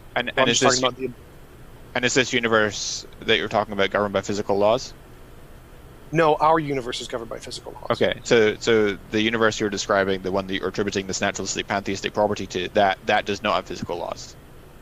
It might not. What governs it is unknown. So I would not. Physical laws are specifically only contingent to our universe, and whether or not they apply to this thing is unknown. And so does it have particles, like protons, neutrons, electrons? Unknown. Those are only things that are contingent. So I'm afraid I can't take your hypothesis seriously if you're not going to define it specifically enough for us to test it. like we can't test God, so I would just say the same thing Well, applies to God. well, I mean, I can give you definition of God, whereas every time I ask you something about the definition of naturalistic pantheism, you're saying, well, we don't know. You could pick. You could just pick. Say no. Okay. So I would, in this case, what I would do is I'd say, how do you answer it for God? I'm just going to copy that answer and apply that, because there's a broad spectrum of what naturalistic pantheism could be. So it could be either way. Okay. But I would try to go with whatever one is closest to your God that doesn't have conscience. So I would imagine you would say God is not made of particles. So for the sake of argument, I'll say no, pantheism is not made of particles, and no, pantheism does not adhere to the laws of physics. Or okay. is not subject. Are you a naturalistic pantheist yourself? No. Then what's your explanation of the evidence? Don't know. You don't know? Yeah. The correct answer is, here are all the things we don't know, and we don't know the answer. That's the correct explanation. Okay, so you think that the evidence that I've adduced raises the probability of theism and naturalistic pantheism, correct? I'm sorry, your mouth clicked it out. I'm sorry. You think that the evidence that I adduced in my opening statement would raise the probability of naturalistic pantheism as well as theism? Yes. Okay. So, and you think it would raise the probability significantly, and so these are the contending options. So I'm just curious why you're not a naturalistic pantheist. Because the argument doesn't work. It's complete nonsense from my perspective. So I would say that it's like, the principle of explosion, from false to anything falls? The principle of explosion, I'm not familiar. It's a principle in logic if you make a false argument, like saying roses are red, therefore God exists. Well, you could just, since there's no connection between those two things, you just say roses are red, therefore God does not exist. It's just because there's no connection between the premise and the conclusion. But I haven't made that argument. Right. So from my position, your argument is equally as coherent as saying roses are red, therefore God. There's no connection between anything you said and a God existing, from my perspective. So I would not grant that as evidence for theism or pantheism. I just consider it gibberish. But we consider two things. We consider the probability of a moral arena on theism, a very generous estimate, and a generous estimate for the probability of the moral arena existing on atheism. And we saw that one was higher than the other. Right? Right. So I don't grant. The Bayesian epistemology cannot, in my system, in my understanding, be applied to anything that doesn't have an empirical basis. If you're applying it to things that don't have an empirical basis, it's garbage, doesn't apply. It's like saying the square root of a pork chop. But if I grant that and say, if we say that we can apply Bayesian epistemology in this way, I would say that using your own system, theism is less likely than atheism, because we have to take all of the numbers you put for atheism and then multiply that to make it an even smaller number for the number of possible gods. Because there could be a God that could create a universe exactly like ours, or with one difference, or with two differences, or with three differences, or with four differences, of any possible variation. Well, sure. I mean, I'm only claiming that the argument provides you with strong support for generic theism. I mean, I'm not adding auxiliary hypotheses here. I don't think you're following. I think so. Again, any number you come up with atheism, if you have to take that number and then you have to make it smaller for theism. So the probability of theism was necessarily lower than the probability of atheism, no matter what. That's my argument. Sorry, why is that? Because there's multiple kinds of a God. So you have to take, here's the probability of this universe under theism, and then you can say, well, there's a different kind of theism. The probability of this universe under this. You mean like there's Christian theism and then there's Islamic theism and so forth? Is that what you mean? Well, no, because those would all create the same kind of universe. So there would be a God that could create this kind of a universe with all of the same constants and all the same probabilities of a life as you described them. And there could be a God that could create a different kind of a universe. So like a God who create a non-life permitting universe, or a God who create black hole permitting universes, or only black holes, or God who creates a universe just all of suffering. And so each one of those is a possibility of theism. And so if we look at those possibilities, just arbitrarily, the probability of any one of those is 1 in 3. The probability of a God creating a life permitting universe, a probability of a God creating a non-life permitting universe, and a probability of God creating just an abject immoral universe. Those are 3 kinds of theism, and just using prior probabilities of Bayesian epistemology, there's 1 in 3, a 33% chance of all of them. And then you have to apply that to the universe you apply, which only can exist under the one of them. So you have to divide that number, whatever you came up with for the atheistic universe, by 3. No, I disagree. No, it doesn't actually. So you had the argument was that God is defined as omnipotent. So the argument is for an all-powerful and all good being, and because God has the ability to bring a moral arena, and He also is perfectly good. Therefore, it's not totally. It wouldn't be totally unsurprising if He brought about a moral arena for the reasons I described in my opening statement. And so my argument doesn't even assume that the probability on theism is high. It could be low for all the argument cares. But the only pertinent point is that the probability on theism is much, much higher than it is on atheism. Okay, so you've defined a God as only being one that would create this kind of universe. You're limiting it and saying no other kind of God could ever be considered a God. By your definition, the only thing that can be considered a God is one that would potentially create. Well, sure, there are. Well, sure, there could be other gods that could create this universe. So, I mean, my argument is only for God. I mean, I'm not ruling. My argument is only for God. So by your definition of God, you have excluded all possible gods that would not create this universe. You're saying those aren't gods by definition, correct? A god is integral to being a god is being maximally good. Okay, so you've simply defined God as a thing that would create this universe. Now I can just do the same thing and say naturalistic pantheism has this property which makes it necessarily only contingent on creating this kind of a universe and make the probabilities the same. I can just say, well, okay, so the only possibility, if you're going to say that God is by definition something that would potentially create this universe, I can just say naturalistic pantheism is by definition something that would potentially create this universe and match your probabilities 1 for 1. But the point is that it's an argument for a maximally good being. I mean, it doesn't and a very powerful being to have the ability to bring about such a moral arena. So I'm not arguing against you all the properties of God, and so I'm not quite sure how your naturalistic pantheism is differing from theism. And it seems that in order to be maximally good, you would have to have some conscious mind to be able to discern. Yeah. Okay. All right, let me clarify. So you have made up a property of all good. You've said your God has this property of all good, and having this property makes it likely that he's going to create this kind of a universe. I can just make up a different property. Doesn't matter what it is. I'm just going to reject your definition of all good and say there's property X, and say this property X makes a life-permitting universe likely. The universe has this property X, therefore a life-permitting universe is likely. Okay, that's time. Gotcha. Thank you so much. We will now move into the closing statements, which will be 5 minutes, and we will start with Jonathan. I have the clock set for you, Jonathan, and the floor is yours. Well, thank you again for a very spirited engagement. You'll recall my opening statement. I presented the moral arena evidence for God, where I argued that because God is maximally good, it's not at all unsurprising that he would bring about a moral arena, but I went with a conservative estimate of the probability on theism at 1%. You could argue that it's lower than that, but I'm just demonstrating how the methodology works, so we evaluated the probability on theism and went with a very generous estimate, and then the probability of the moral arena existing on atheism, and we saw that even given outrageously generous assumptions, the probability for moral arena existing on theism is much, much higher than that on atheism. My opponent this evening, I'm afraid to say, is very confused about epistemology and the nature of evidence. He doesn't. He thinks that having multiple hypotheses which can explain effects doesn't mean that a particular observation could be evidence that raises the probability of both. He invokes naturalistic pantheism, but his definition of naturalistic pantheism is extremely vague.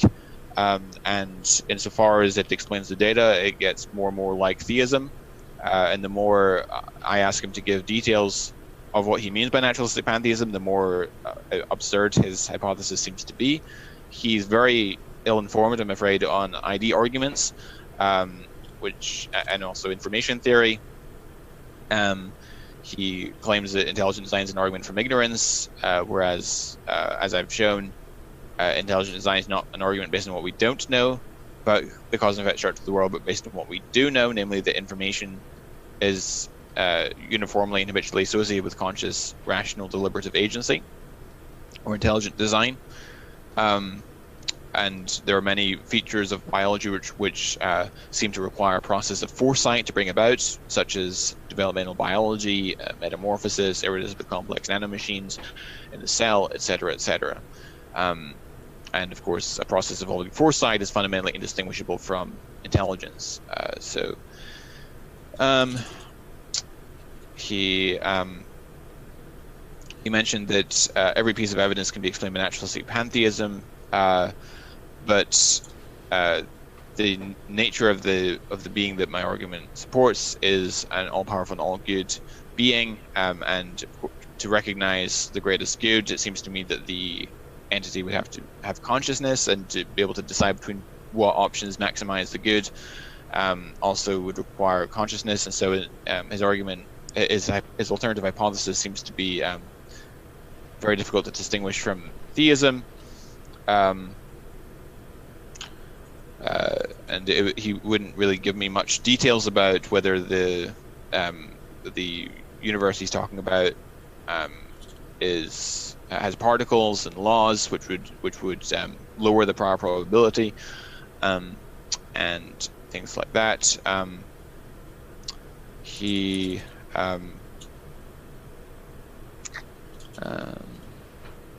said that because something is unlikely in the universe does not mean the universe was designed for that. No one ever claims that. That's informed about these issues. It's not just complexity, but it's specification. And the argument can also be framed in the Bayesian way that I gave in my opening statement.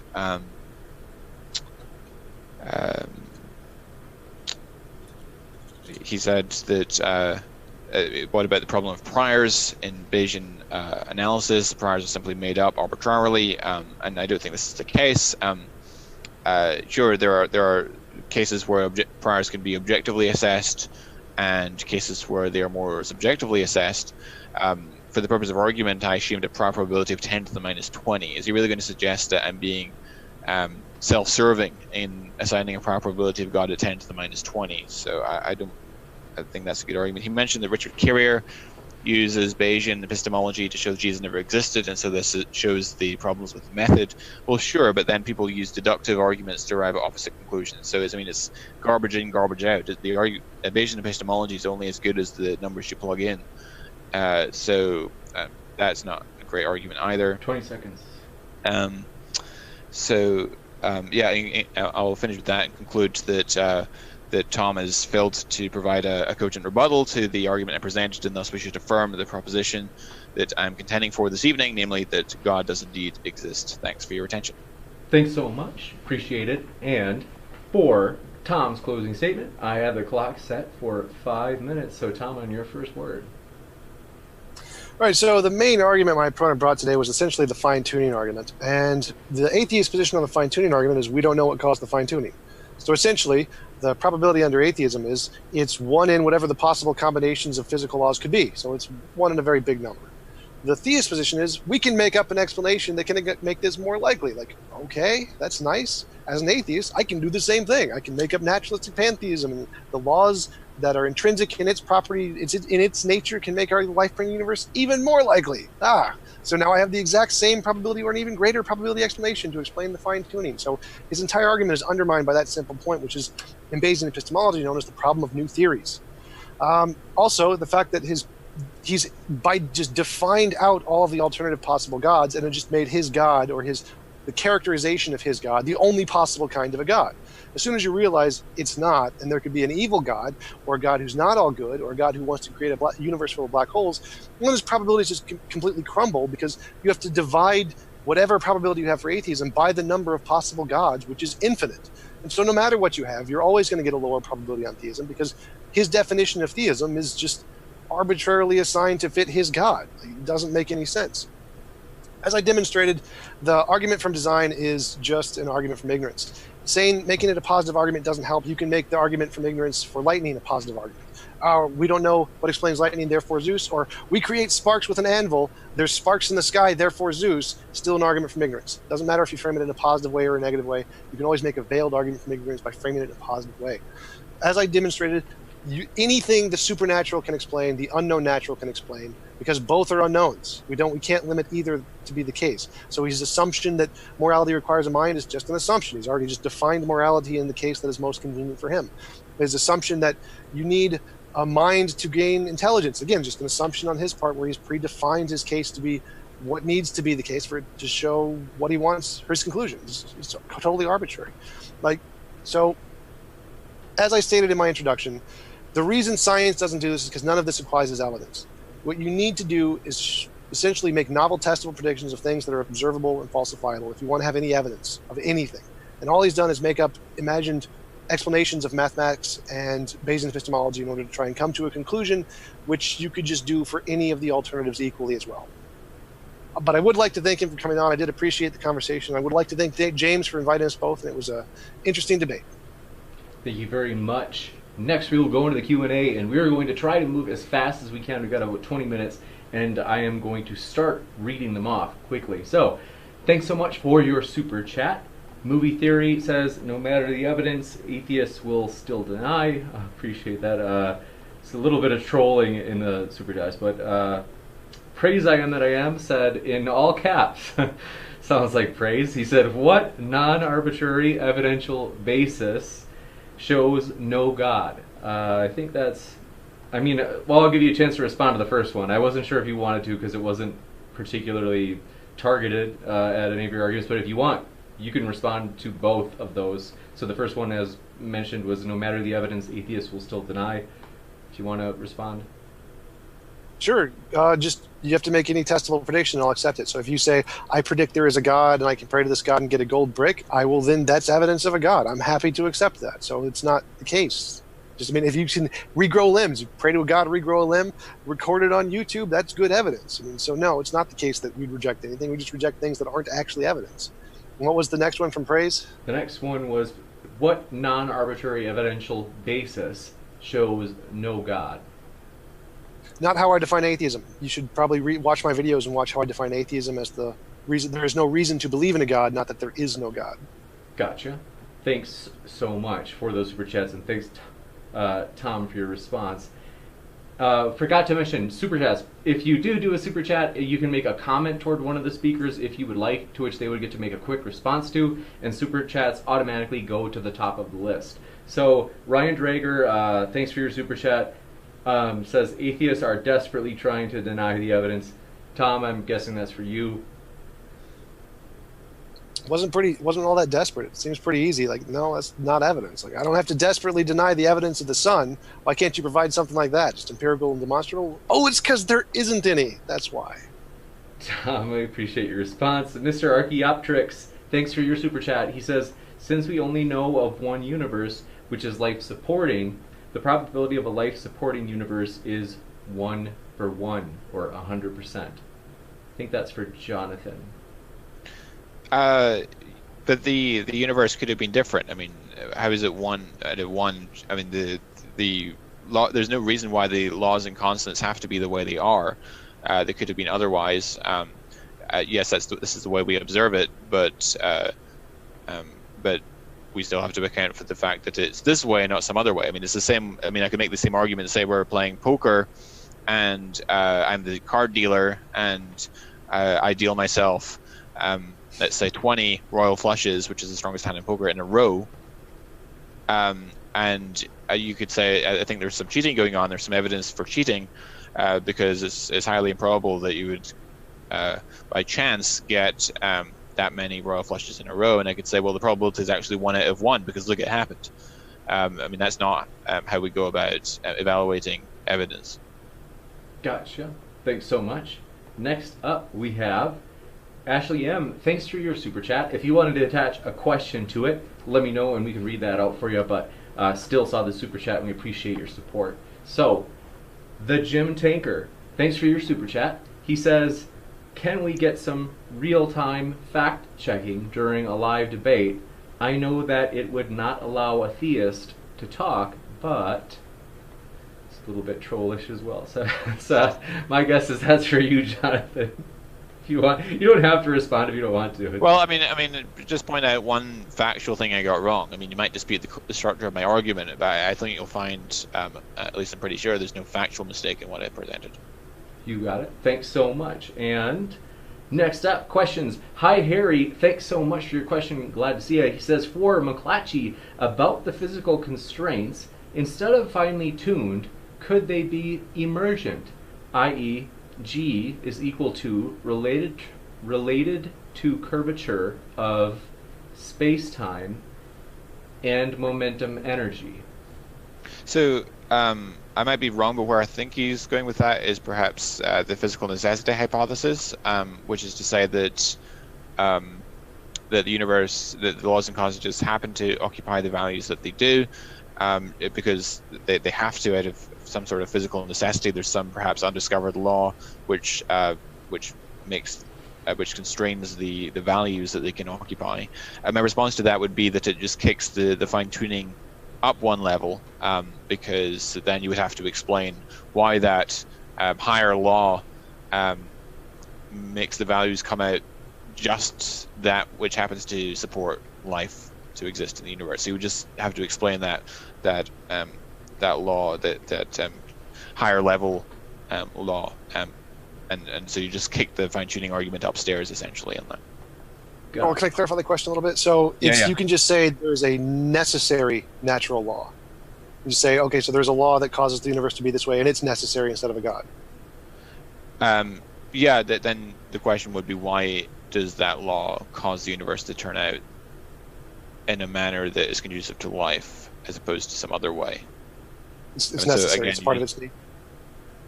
Like a part of God's nature is his moral nature. This would be a part of its nature.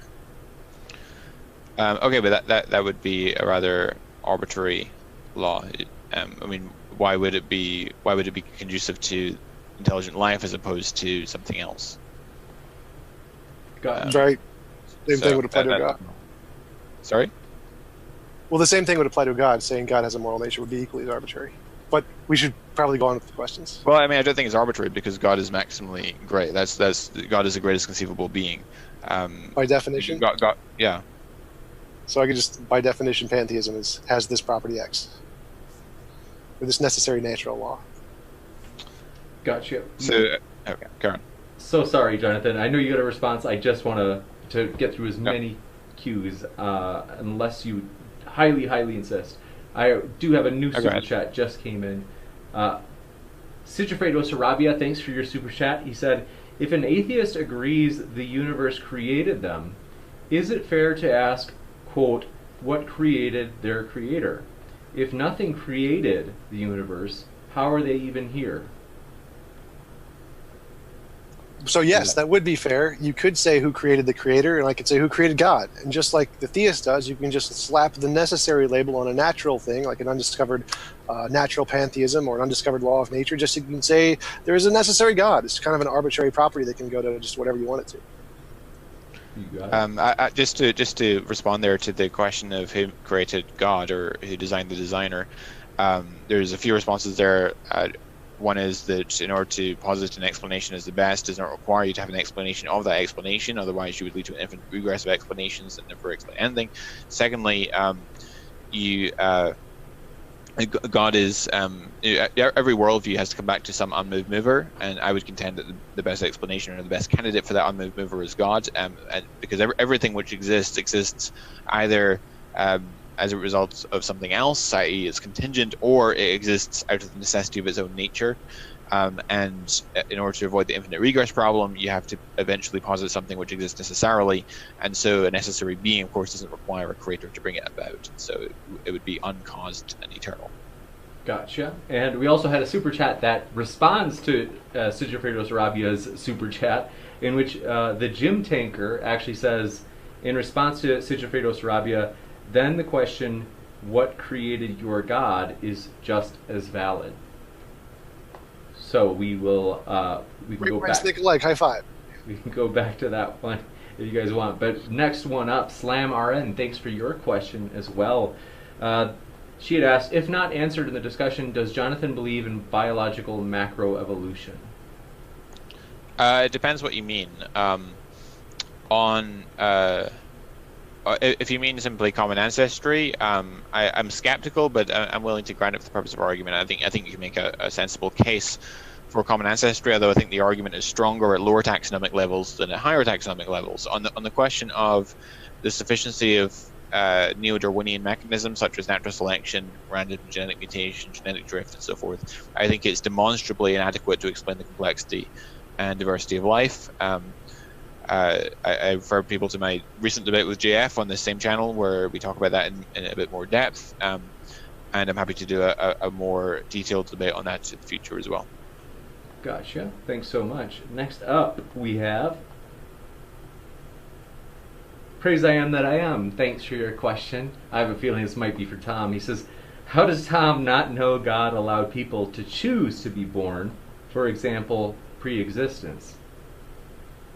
Well, I'm trusting that God is telling the truth in what he said in the Bible. If he's lying in the Bible, then I don't. But as long as he's can't lie because of his nature, well, then he must be telling the truth about what he forced people to do without their consent in the Bible, and therefore by his own admission, he isn't giving people consent, for example, forcing people to choose between hell or heaven and not giving them a third option. Gotcha. All right.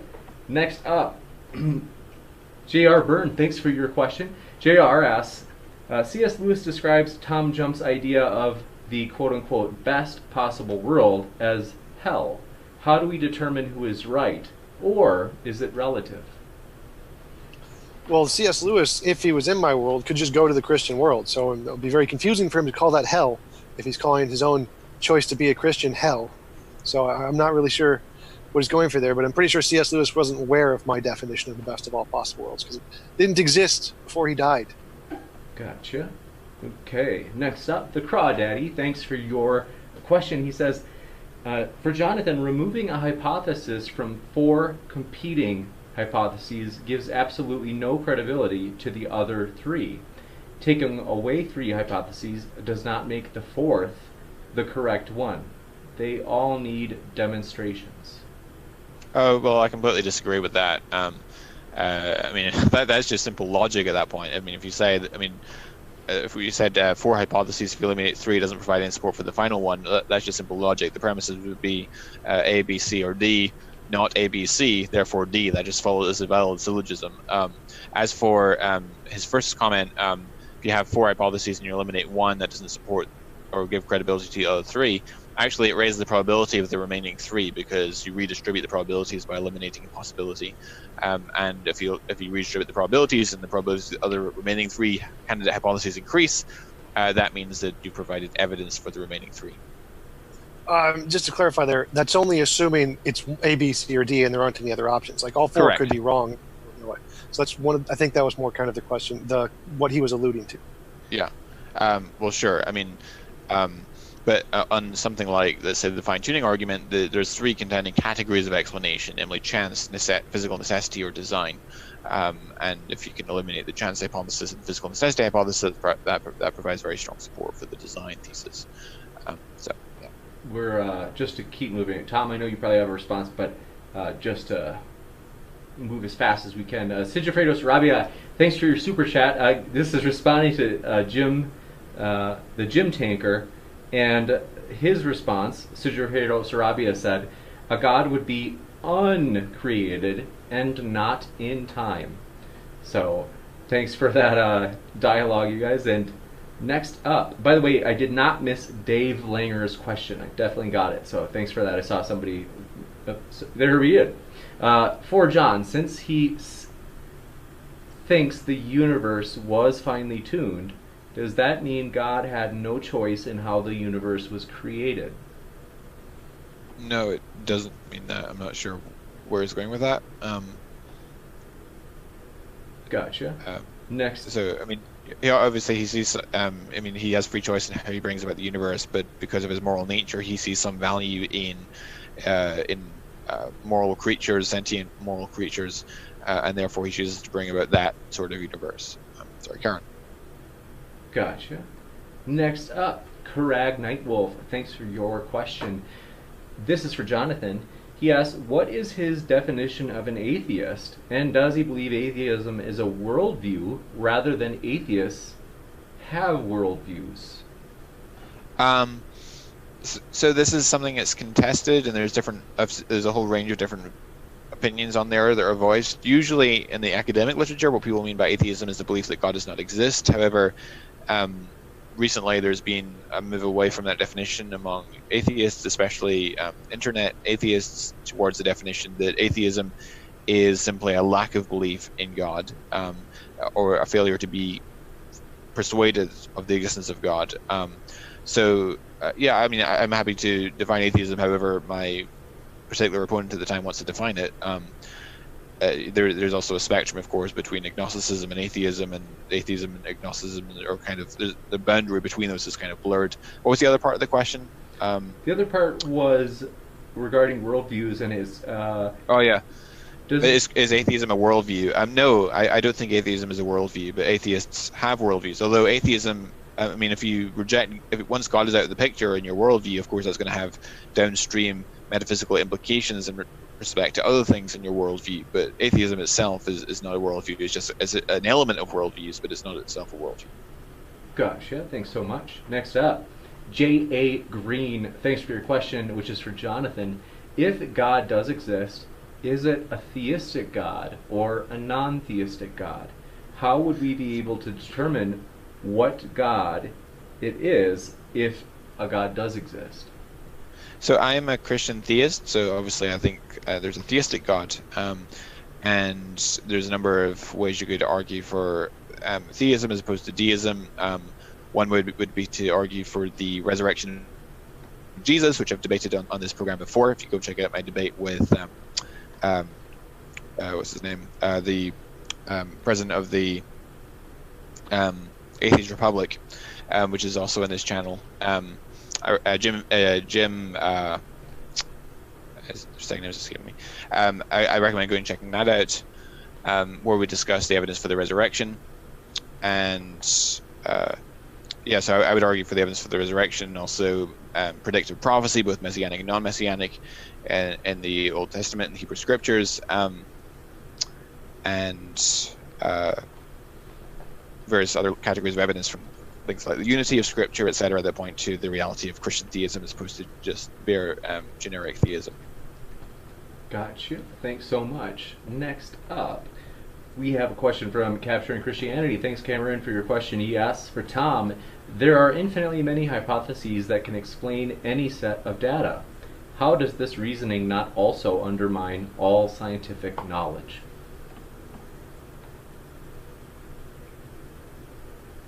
I think we might have you. I think you might. Yeah, I was muted. So yeah, scientific testable predictions are whichever one can be first used to make the future testable predictions. That one has a more likely possibility of being true than any of the others that can only post hoc explain it. And since we only have one, or one person comes up with one that can make predictions before anybody else, that one's the best. So it doesn't undermine scientific theories because there is one that is discernibly better than the others because it can be used to make future testable predictions before any of the others. Gotcha. Thanks so much. And we just had a new super chat come in. This is from J.R. Byrne. And forgive me if I mispronounced it. JRS, he says, C.S. Lewis describes hell as getting exactly what you will. Is that different than Tom Jump's definition? Who is right? Is it relative? Well, no, I'd be totally okay with that kind of a hell. If I get to go to my own universe and design it however I want, and that's what I will, and that's hell, I'm good with that. I'm okay with that hell. Gotcha. Next up, Subtracted, thanks for your question, or super chat as well. And Subtracted asks, if God is outside of space and time, how could God create something if creation is a transition, and transition is temporal?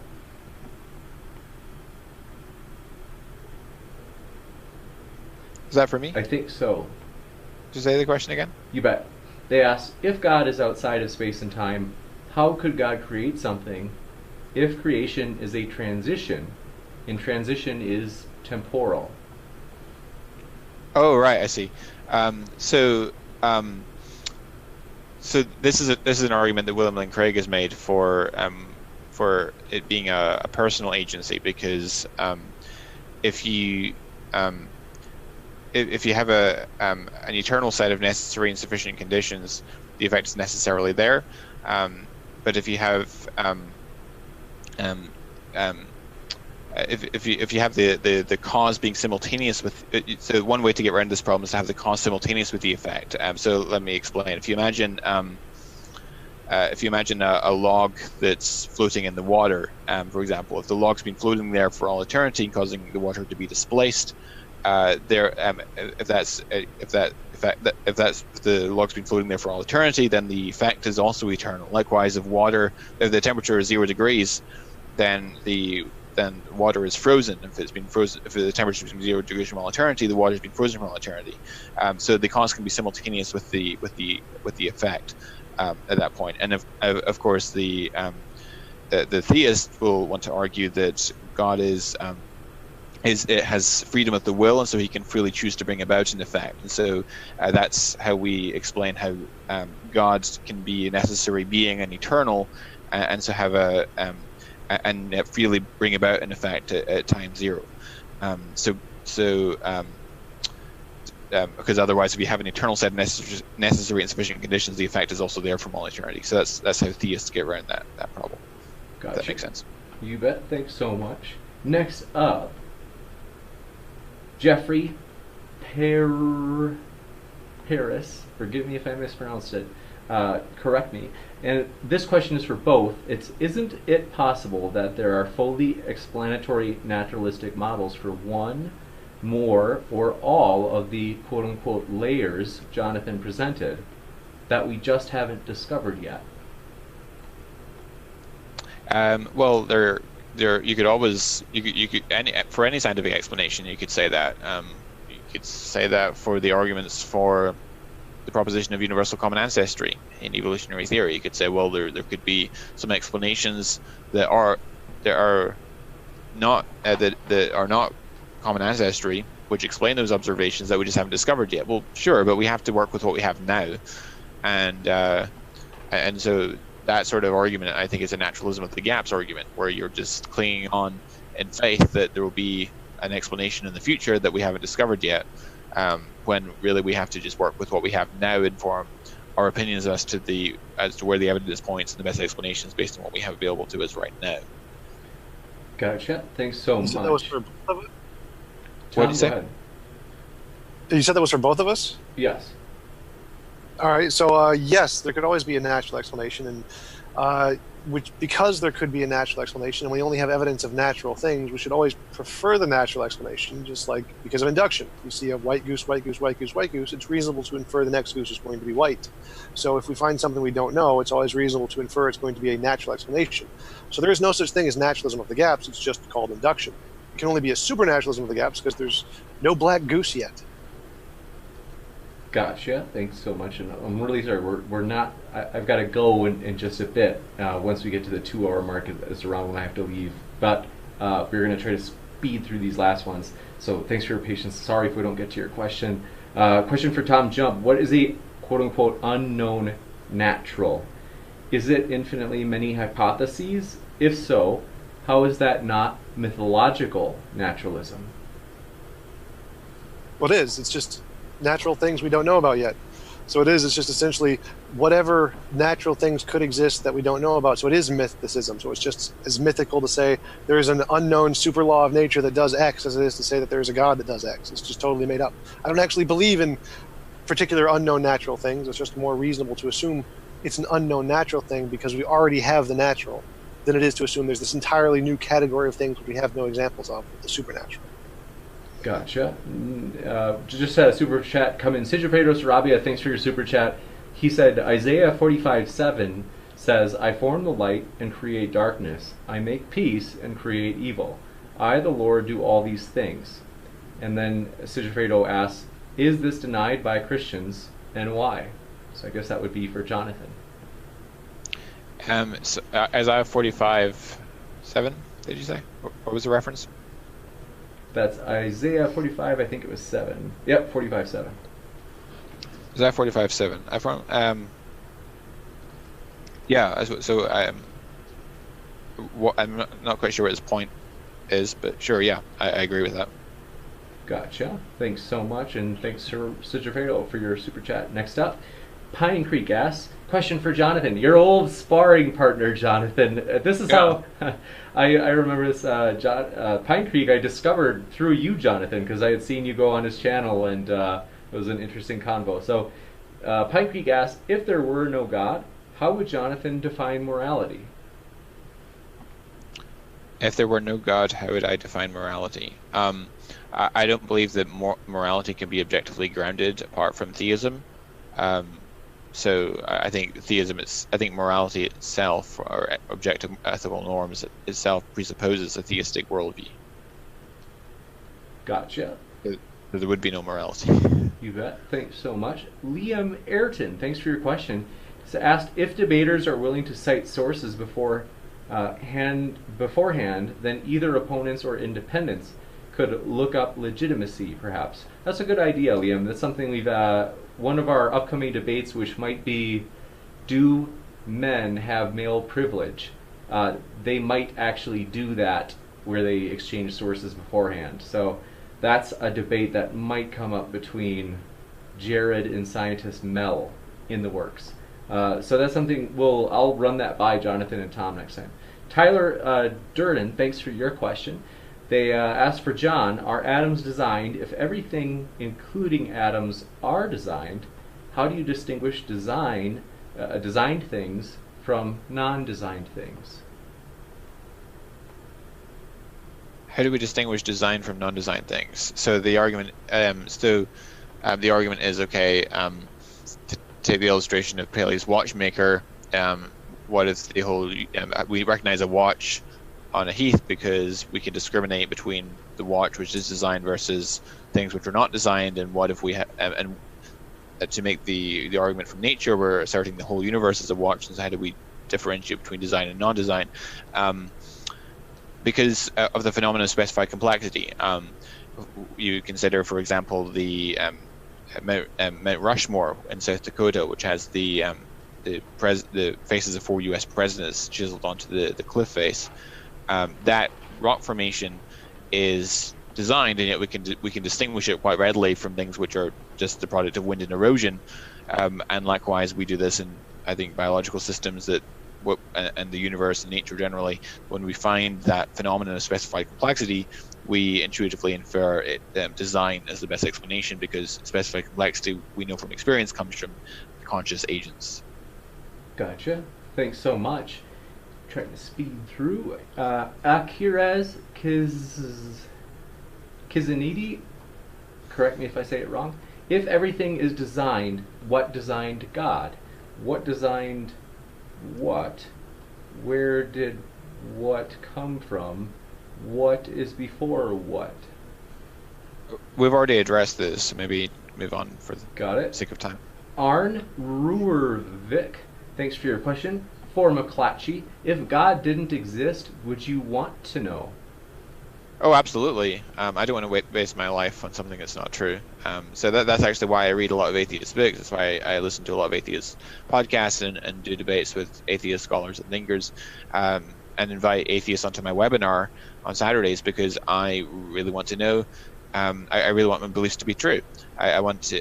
If Christianity wasn't true, I want to know it. So absolutely. I'm a Christian because I'm persuaded by the public evidence that Christianity is objectively true. And if I wasn't persuaded by that public evidence, I wouldn't be a Christian. And if Christianity wasn't true, I would certainly want to know that rather than base my life on something that's delusional. Gotcha. Thanks so much. Rai Rez, thanks for your question. For John, if a schizophrenic says God talks to them, does John believe it? Why? And how can he know? Well, I would be skeptical. If the person has a history of mental health conditions, that might give me even more reason for skepticism. And also we know of plenty of people who claim to have such experiences and suffer from mental health conditions, and so that's a plausible explanation for why people hear voices and so forth. So that would be the explanation that I would favor in such a case. That's all I'd say to that. Gotcha. Thanks so much. Epic Christ, or for TJump, if this natural pantheism is eternal, how can it change its state to create a universe? Unless you states multiverse, but infinity cannot metaphysically exist. I think he was maybe... Yes, I can just take it. Yes, there can be actual infinites. There are absolutely no paradoxes with actual infinites. It's all made up.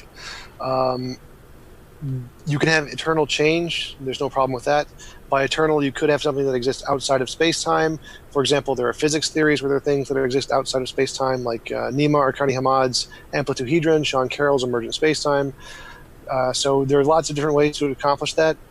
There's probably infinitely many that we don't know of ways to accomplish that. So there's not really an issue there for my theory. Gotcha. Last one. Forgive me, I tried to get at least one question from everybody, and the other ones where we had more than one question from those people, I saved them, but we just kind of run out of time. But the general asks, how did TJump become an atheist, and why does he resist Jesus Christ?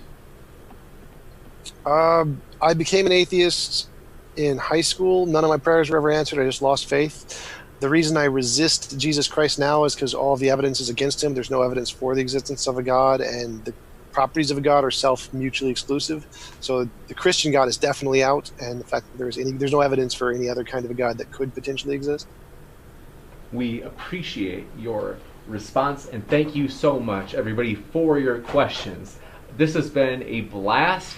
If you enjoyed it, feel free to hit that thumbs up if you would like other people to see this debate as well. That helps the channel get the videos out there in the algorithm. So with that, I want to say thanks so much to our speakers. I am indebted to you guys. We really appreciate it. We know you could debate in a lot of places, so thank you guys for coming here. They are linked in the description. So if you're like, oh man, that person was sharp, I like that, well, you can check out their stuff right below, right down there in the description. See? And with that, I want to say any last words? Again, just thanks so much for the speakers being here. We really appreciate it. Well, Yeah, thanks for having us on.